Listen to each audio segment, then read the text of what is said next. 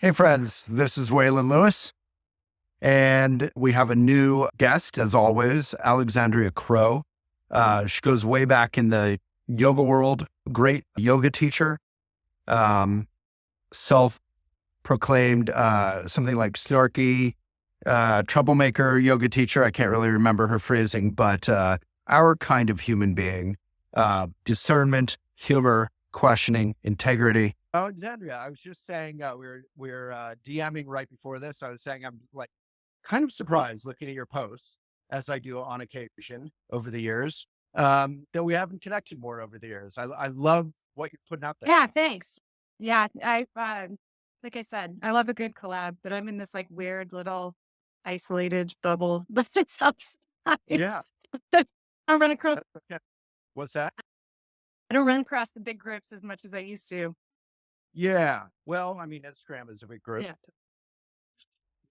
there's that. It's slightly bigger than Elephant, I'll admit. Um, so, I mean, there's so much we could talk about. I think, Elephant and yourself and yoga, we all are kind of swimming in this sea of what we Buddhist people, I'm one of these Buddhist people, call spiritual materialism. So, spiritual materialism is sort of defined in a general way as like, you know, um, the ego's incredible adaptive ability to try to use anything to puff itself up. And we certainly have seen that in yoga over the years. Is that fair? Oh yeah, I'll agree with you on that one. But then one thing you're writing about a lot, like the child's pose or in many different posts, Mhm, is that ego also isn't, we think of ego as all proud and arrogant, but ego also is incredibly mean to us mhm, and always saying you have to have a perfect pose, you have to look perfect, you have to wear the pastel outfit, whatever it is. mhm. So I feel like you're almost like this Buddhist saint or something because, Read. well, no. You'll like where this is coming from because most of the Buddhist saints were pure like troublemakers, and then they used their troublemaking past to be of benefit. And I feel like you went from like yoga journal cover girl, all these yoga ads where, frankly, you looked, whatever that word perfect means, you were approximating it. So tell us a little bit about your journey from that kind of yoga industry, that image, often white women looking how the media and we think maybe is perfect to where, what are you putting out there now? Yeah, I I have a similar lean. I mean, I love yoga's traditional teachings, but I also have a strong interest in just philosophy and teaching spiritual teachings in general. So I understand the Buddhist angle very well. But yeah, I I started in this place that it's funny because I came from this like gymnastics background and performance and competitive background, which I tell you like kicks things apart. You don't really know what your motivation is, or maybe what your kind of like biases are in certain ways, or what you just think is kind of normal, honestly. So I got picked to do a lot of that stuff. And like I'm sure you're familiar, you know this, that oftentimes like you're picking brand new teachers. Like those platforms pick like brand new people that have been around for like a couple of years. Um, and so I didn't know. I was just like, oh my gosh, what a great opportunity. That's kind of Totally. totally like wide-eyed, naive, kind of like deer in the headlights type of thing. Yeah. And then um No, it's super exciting, right? You're yeah, starting out and suddenly you're on full page ads and you're getting paid. I mean, probably need money. Is totally. you're make income. Yeah. I mean, you're not gonna I pay well for it, but there's that. Okay. I wouldn't know. I was not a successful mom. Not well at Yeah. all. There's that. I'm not begrudging it at all. Just that's not, most of it was just like, wow, what a cool, different opportunity. Certainly was not what I was aiming at though. Like I don't like being in front of a camera. I like doing this, like having conversations, but I don't I don't like posing, or like I don't think of myself as a model or have any interest in that. Really just that I had this physical background that allowed me to do certain things really easily. And that was great for photo shoots because I was fast and efficient, and I could do what they wanted without a lot of muss or fuss. So, there was that. But I And was you did work with Jasper Johal. I never met him, but he did some incredible work, I feel like, over the years. Yeah, I mean, some of them I will not be sad when I'm 80, if I make it to 80, to look back on that stuff from that angle of like, "Oh, that's, that's kind of a cool thing." The problem is that it wasn't at all aligned with what I was trying to do and what I was trying to teach and with what I understood. So it was like this huge chasm between that and then what I was saying in classes or what I was trying to offer people and like my guiding principles of wanting to be accessible and inclusive to the people that want to participate regardless of what physicality they're coming in with. And it was like this, I'm presenting, putting my foot behind my head, and then I'm wondering why people are, scared to come take my Yeah. class or things like, Uh, not scary. And so it's just like this transition from one to the other. And I, like you said, you get picked for a certain set of stereotypes. And it comes down to bottom line, like you're marketable. They're trying to make money. Everyone's trying to make money from that angle. So they pick you based off what will sell magazines and sell things off the shelves. I didn't know that from that kind of angle through a journey. You can call me naive or whatever, but I just didn't think of it from that angle. I thought of it as like, oh, what an honor that somebody's asking me to do something. And, yeah. then come to find out like, oh, I'm actually getting picked for this thing that's highly exclusive and not at all really kind of some manifestation of my understanding of anything or like the qualities of an excellent or skilled teacher or someone with a knowledge base on these topics. So, and I was like, wait, I can't do this. I need to speak about this from an angle that shows why this didn't end up working out. I don't begrudge anyone that does that sort of thing. I don't begrudge the old version of me, like we're doing the best we can with what we know at any given time. And so it's like, well, all right, now I know more. I have this mission that I want to include people. I better not do things that are as exclusive as that or that, lead people to believe they've got to have some kind of look or ability or like that materialism aspect to participate in this thing. If they've got this interest in these teachings, then you can come on in. Yeah. Lord. And yeah, I remember that time, like I knew all the yoga journal people and I remember them complaining in a good way, saying, look, we try different covers, Right.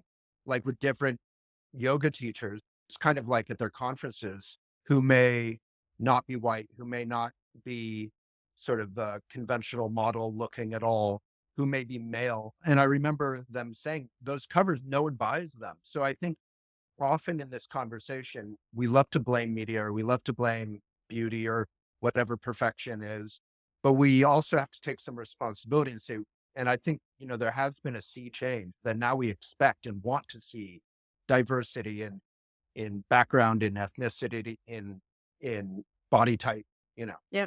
Yeah. But it's still not perfect. So it takes a while. It takes a while. And then, Yeah. motivation that's financial and that's, unfortunately a fact of life and, the way that the systems are set up right now. So Yeah. unfortunately, things are businesses at the end of the day. And I'm not justifying poor action. I'm just saying it's a Yeah. component to consider in relation to these kinds of things. But And this is kind of what I like about it because I think I mean, from the yeah, outside, not, just as a sort of superficial observation, but, um, you know, I spend time in media and Instagram and society, and a lot of people are taking pot shots at the man and at society and at physical expectations and blah, blah, blah. And as well, they should. But I think having a sense of like context and fairness is also almost makes the criticism sharper yeah, in an interesting way. yeah. I mean, that's like one of my big things is I'm so annoying in a way where my like go-to phrase for everything is it depends. I'm like, I don't know. It depends. Like, What are we talking about? Who are we talking about? What are we trying to do? Like, I need all the variables to give you any kind of answer on anything. So when yeah, it's easy to look at things one dimensionally and to say like, oh, well, it's because of this. And I'm like, yeah, that's a component, but there's all these other considerations to take into account. So but I think yeah, it's what you're representing like a new way. Like I teach marketing and I teach writing, I teach all these things. There's others as well. You're representing a way to market yoga successfully that isn't marketing, you're not good enough. right. You need to be more perfect. You're actually anti-marketing marketing, which is delightful. And I think again, you're not even just being negative. You're No, you're providing some wisdom, and that's the role of a Yeah. teacher, I think. I mean, to be fair, just to put it on the table, that's what my degree is in graphic design and visual communication. So I've got I that. was wondering, all these posts. It is what I did for a long time and Okay, still do myself. So there's that, which makes it a lot easier. But yeah, interesting. if not, I do not like pain point marketing at all. I find it's just so gross in so many Yeah. ways. So I would much prefer to say like, "Hey, this is what we can do, and here's what we were trying to do, and here's how it didn't work, and here's what we could do instead." And if that resonates with you, that feel like it doesn't work, and you wonder why, I'll give you why, and then we can look at how to do it instead in a different way, in a way that like works for you. But and that's something that people are looking for, right? Like it's very easy hit somebody and say, "Oh, wouldn't it be nice if you like had this toned six pack and like you can do it too if you buy it." Yeah, okay, great, and Yeah. everything's also do you have to hit somebody where it's like they're kind of not feeling great for some reason, even though it's kind of ridiculous, but like there to get them to buy something or to take your info in or consider a different way. Like there's other ways to do it, and I find it so much more interesting. Do you like it's so much more interesting to communicate from that angle? I also think, like, physically, my reaction to listening to what you just said, I just took a deep breath and, like, relaxed. And I think on some level, that's like what we're talking about, right? You're going to yoga. You may think you're going to yoga because you've seen ads or you've seen covers and you think, okay, I'll be healthier and maybe a little more fit. I'll have a better yoga butt or whatever. But, and maybe some of that stuff happens, but you're actually going, you write about, some of this present moment stuff sometimes.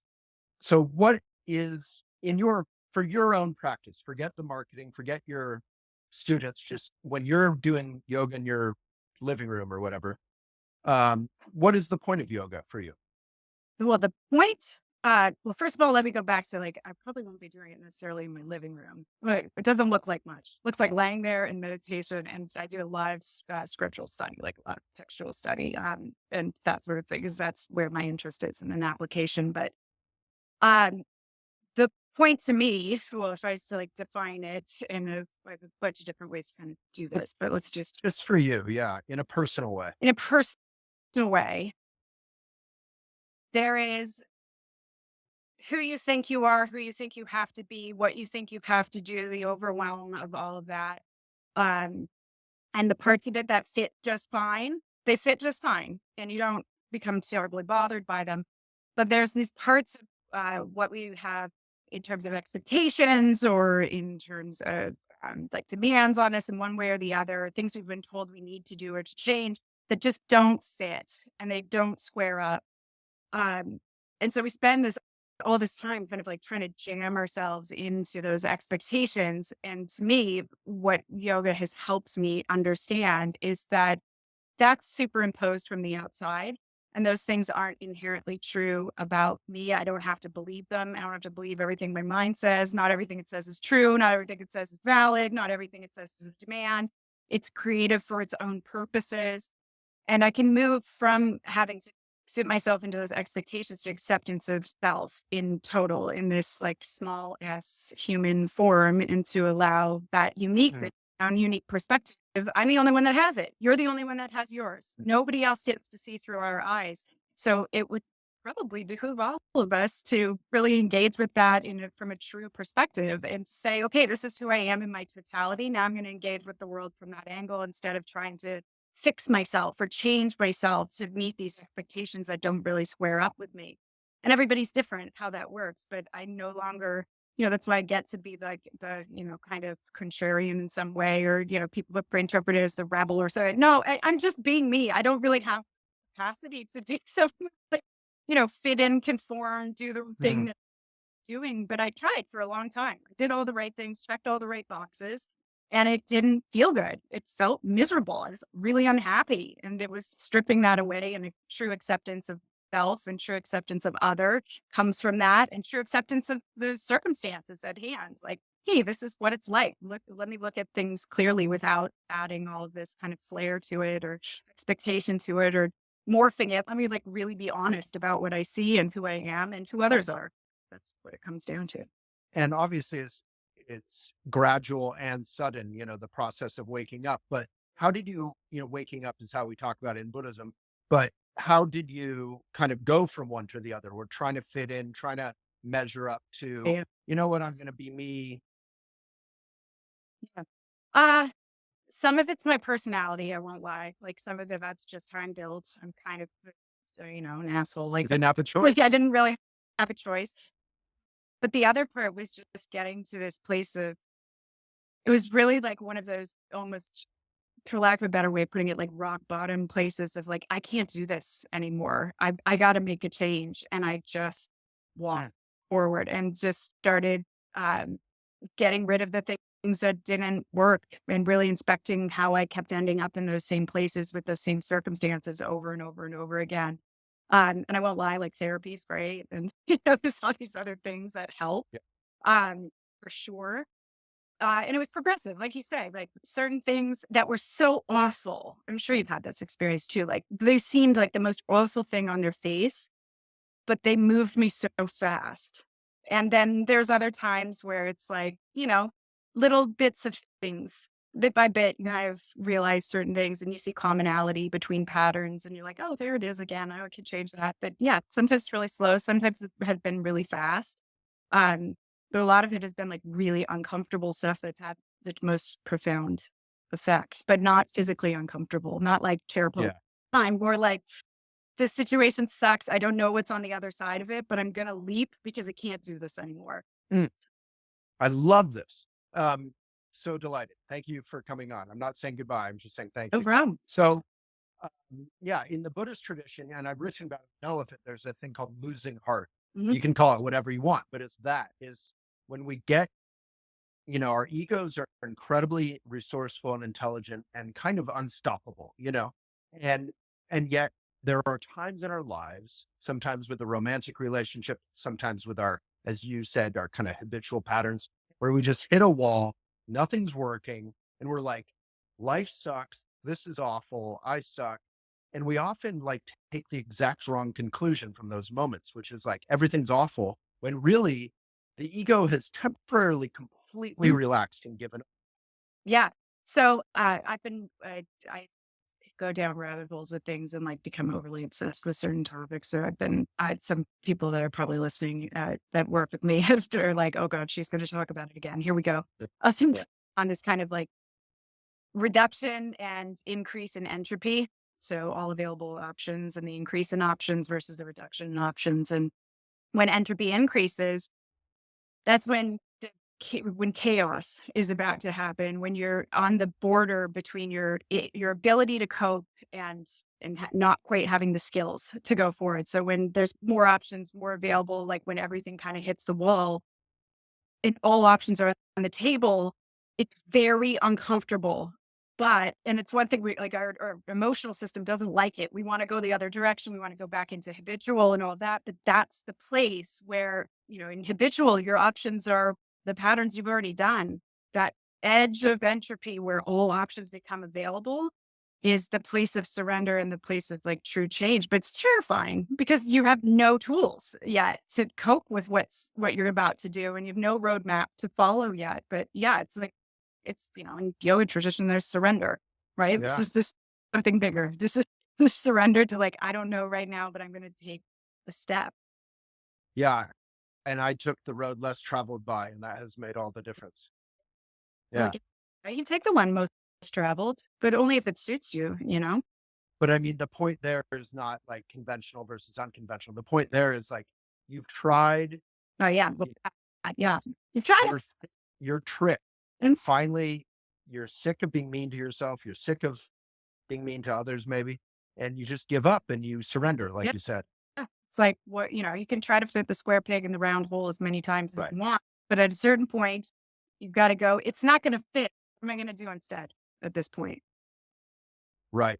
And I think, that reminds me, I interviewed Chris Sharma, the famous climber. And unlike a lot of climbers, he's not like, I'm going to dominate the mountain broad. He's like, you work with, it's all harmony. It's also there's this famous horse Mm, rider champion guy. And my mom uh, and I were just watching this, and I'm visiting her here in Canada. And he was saying, I trained the horse basically by letting him dictate what we were doing and just trying to make the option I wanted attractive to him. But I wasn't there to change him or defeat him or somehow like conquer Right. him. I wanted to use his full instincts and strength. Yeah. I love Yeah. that. Yeah, that's awesome. It's really by the way, so you're Canadian, huh? Are you Canadian? I'm not. I'm actually from Colorado, but my mom, with a lot of Buddhist people, moved up here Okay. in to Halifax. It's like this big Buddhist center here, and it's like mid blizzard right now. I just biked home in the Yeah. blizzard. Yeah, my dad's sister, that side of the family is from, well, we're all from Toronto. I'm from Toronto too, Oh, but my nice. aunts and cousins on that side live in Halifax. So, yeah. Oh, cool. Yeah, I am thinking of moving up here because my mom is not getting any younger, and none of us are. But she's at a point where it would be helpful to have Waylon around. Yeah, it's a So great place. I really know. yeah, yeah, I'm enjoying it. And I come up here now for like 3 decades off and on, so it's sort of a second home. Got it. Sorry, Yeah. digress. Yeah. Yeah, it's all right. We Yeah. can stand we can stand a commercial break. So, um, what else would be fun?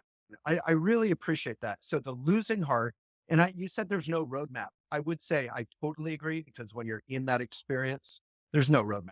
But there is a roadmap because thousands of other wonderful human beings have done this too, and that's yoga tradition, Buddhist tradition. And, I'm so grateful. I'm not trying to convert anyone. No one who's Buddhist cares if anyone else is Buddhist, but Right. just it's wonderful to have that like reminder, like it's okay when it's not Right. okay. And I mean, that's even like psychologically talking like collective conscious, collective unconscious, like roadmaps that do exist. You just don't have a preconceived one, right? It's not programmed into your immediate conscious thinking mind. So you don't, which is what you need, because that's the only way to break out is not have anything to follow Yeah. anymore. But yeah, it's under there. You uncover it. It's like a remembering. So I always think about it. And there's also resources, obviously, that you can reach out, listen to other people who've done these sorts of things before. That does help. Yeah. But yeah, I always think of all of it like you don't go out and find any of this. Right. You just you uncover it. It's all in there. It's just clouded by a whole bunch of stuff. Oh, I love that. I really do. I just wrote my second book. My second book was supposed to be titled "Self Help is Bad for You," and that was sort of the point of And that. yeah, that's the thing, right? Like I talk about that a lot too, that this idea of self-help, like it's always like you're going out and finding something and you've got to get something you don't have. And it's very trite to say like it's all in you, it's all long. Like, yeah, it's a little oversimplified. But this I you've got to fix yourself. I'm like, the problem's always been that you think you need to fix yourself and you bought into that at some point and then you built all these nonsense behaviors on top of this idea that you need to fix yourself. If you could get rid of the original, like, I need to fix myself idea, then you might see things really, really differently. I'm like, nothing needs to be fixed except the fact that you thought it needed to be fixed in the first place. Yeah, we're all othering ourselves. We're all just being so mean. We're being little Oh, bullies to yeah. ourselves. And that's the whole thing is like, you're into, like, you think somebody is being mean to you or dismissive to you. I'm like, you have no idea how mean they are to themselves inside. What you're seeing is just, a small fraction of how awful they are to themselves on the inside of their minds. Like that's, Right. we're all way nastier to ourselves than to anybody else. Not that it's an excuse. I'm just saying people are very, myself included, especially historically, very hard on ourselves. Yeah, I'm like mean to myself. I'm noticing it. Like I've been practicing metta or maitri and meditation, and it's not like your problems go away from practicing. In my case, mostly Buddhism, but yoga for decades. But you're so familiar with your own habitual patterns, so you kind of get. Do you But agree? You get quicker at kind of being like, "Oh, there I go again." yeah, yeah. There's that poem by Portia Nelson that I use like in pretty much like every course, the autobiography in 5 short chapters. It's just this very like quick poem about falling in the hole in the sidewalk and how to not fall in the hole in the sidewalk over and over. And the hole is representative of like a habitual pattern. It's kind of the idea of like addiction and transcending Yeah, addiction, but you could do it pattern too. And um, it's that thing of like you fall in over and over again, but you start to see this pattern of how you walk down that street. And at first, you have no idea like why you're falling in it or how you're falling in it. And eventually, you start to learn like, oh, there's why and how. And then, if one of the participants in one of my courses, I wrote a sixth chapter for it. She was like, and then I walked down the street. I knew where the hole was. I jumped in. I did it on purpose. It's like Yeah. understand your patterns pretty well. And sometimes you like willfully choose to do the ones that are a problem, but at least you're choosing at that point rather than it just kind of blindly happening. Well, and I think in a funny way, when you make friends with your own habitual patterns, they transform, like kind of like what you were saying before, into Oh, allies. yeah. Like, um, you know, like one of my probably habitual patterns is I'm always sort of, you know, apologizing for myself in different ways. Mhm.